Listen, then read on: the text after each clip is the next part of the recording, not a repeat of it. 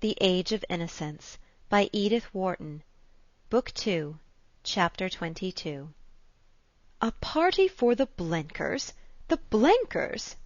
Mr. Welland laid down his knife and fork and looked anxiously and incredulously across the luncheon-table at his wife, who, adjusting her gold eye-glasses, read aloud, in the tone of high comedy, "Professor and Mrs. Emerson Sillerton request the pleasure of Mr. and Mrs. Welland's company at the meeting of the Wednesday Afternoon Club on August 25th at 3 o'clock punctually, to meet Mrs. and the Mrs. Blenker, Red Gables, Catherine Street, R.S.V.P." "Good gracious!" Mr. Welland gasped, as if a second reading had been necessary to bring the monstrous absurdity of the thing home to him. "Poor Amy Sillerton! You never can tell what her husband will do next," Mrs. Welland sighed. "I suppose he's just discovered the Blenkers." Professor Emerson Sillerton was a thorn in the side of Newport society, and a thorn that could not be plucked out, for it grew on a venerable and venerated family tree. He was, as people said, a man who had had every advantage. His father was Sillerton Jackson's uncle, his mother a Pennilow of Boston.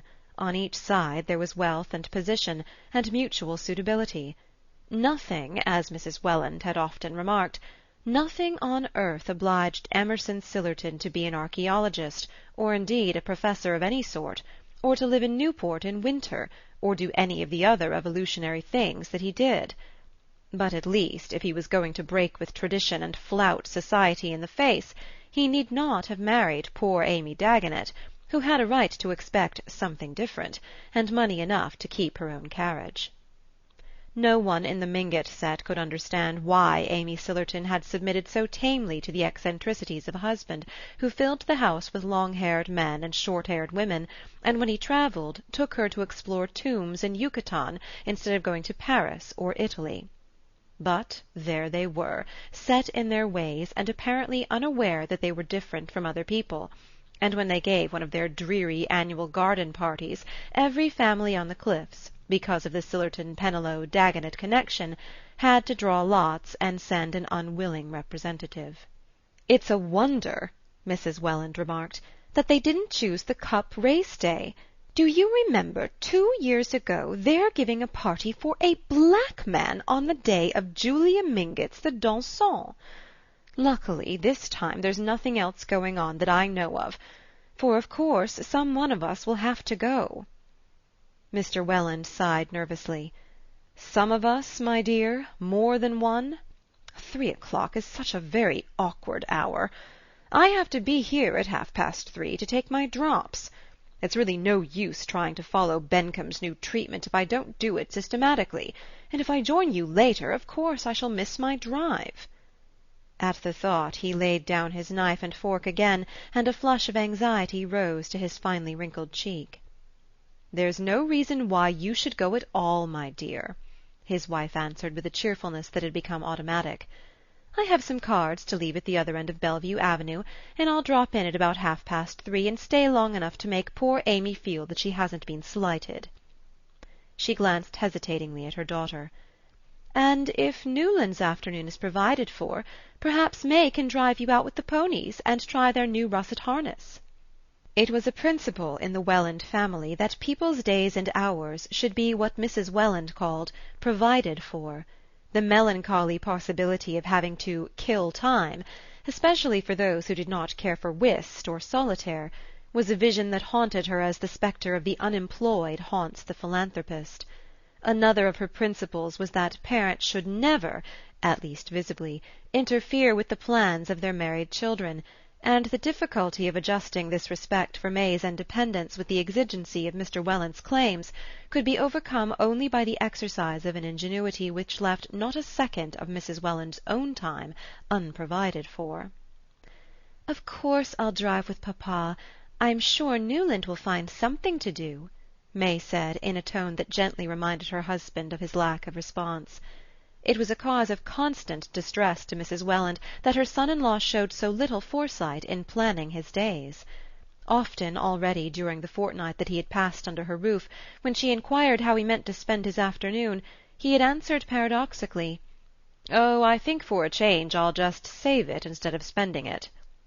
And once, when she and May had had to go on a long postponed round of afternoon calls, he had confessed to having lain in all the afternoon under a rock on the beach below the house.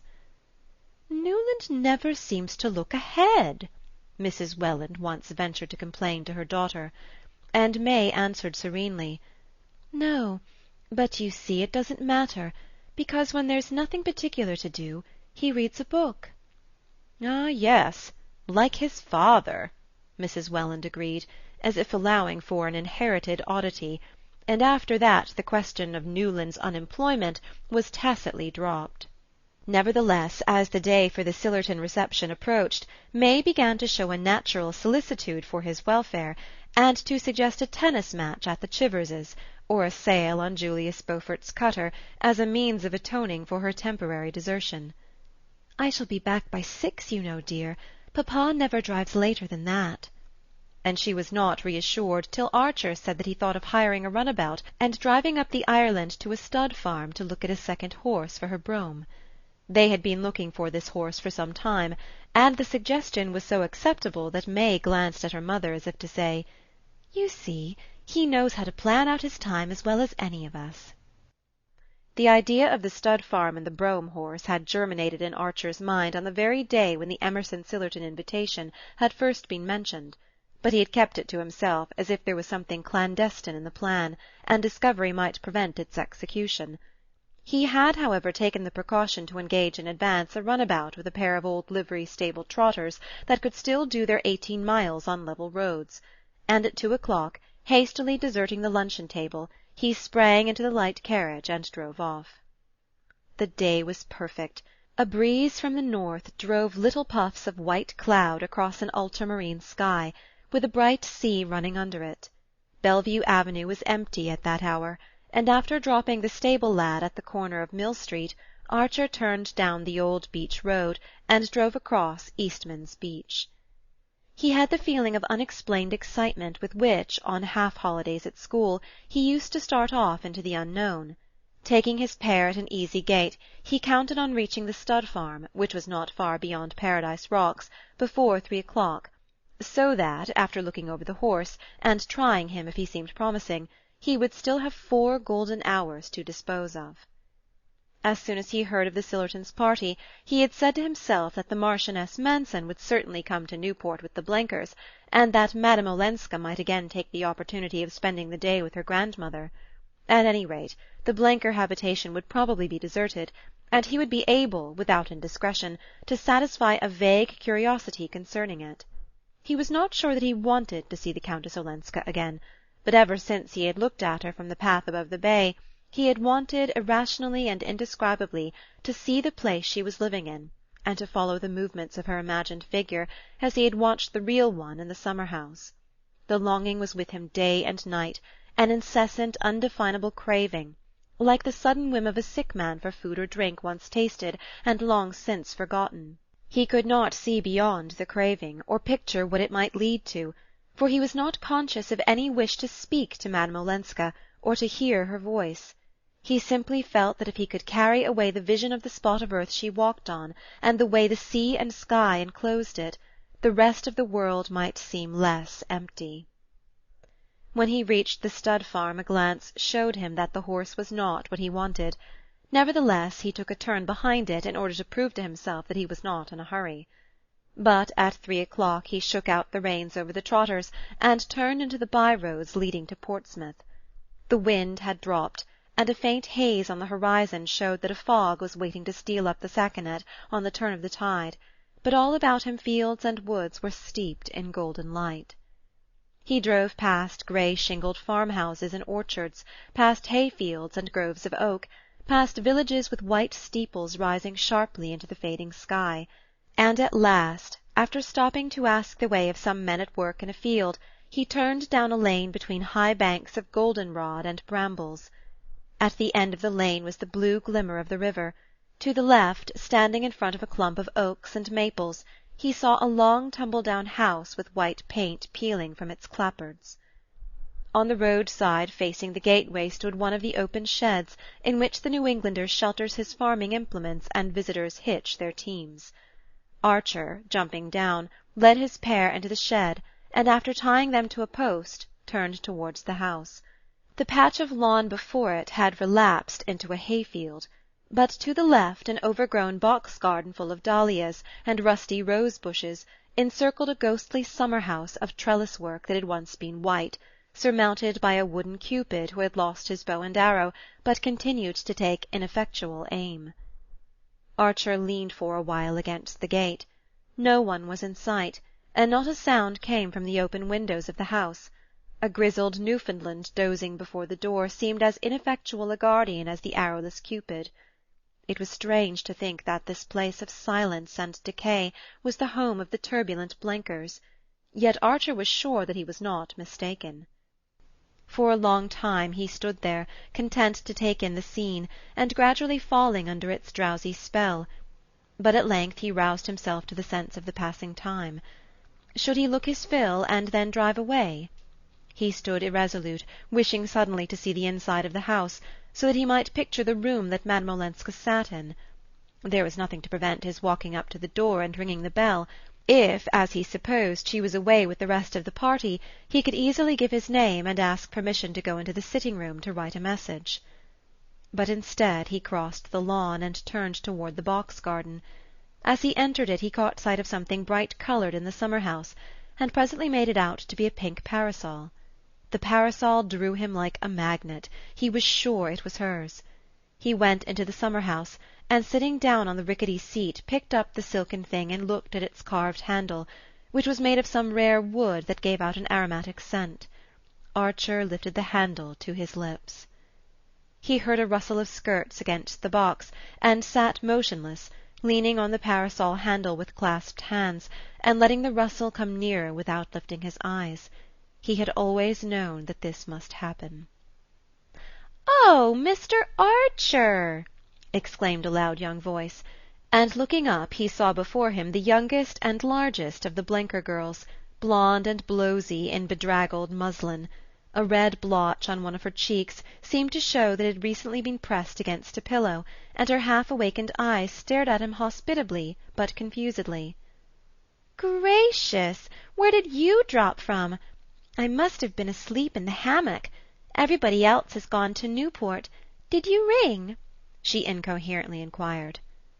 Archer's confusion was greater than hers. No, that is, I was just going to. I had to come up to the island to see about a horse, and I drove over on a chance of finding Mrs. Blenker and your visitors. But the house seemed empty, so I sat down to wait." Miss Blenker, shaking off the fumes of sleep, looked at him with increasing interest. "The house is empty. Mother's not here, or the Marchioness, or anybody but me." Her glance became faintly reproachful. "Didn't you know that Professor and Mrs. Sillerton are giving a garden party for Mother and all of us this afternoon? It was too unlucky that I couldn't go, but I've had a sore throat, and Mother was afraid of the drive home this evening. Did you ever know anything so disappointing? Of course," she added gaily, "I shouldn't have minded half as much if I'd known you were coming." Symptoms of a lumbering coquetry became visible in her, and Archer found the strength to break in. "But Madame Olenska, has she gone to Newport too?" Miss Blenker looked at him with surprise. "Madame Olenska? Didn't you know she'd been called away?" "Called away?" "Oh, my best parasol! I lent it to that goose of a Katy because it matched her ribbons, and the careless thing must have dropped it here.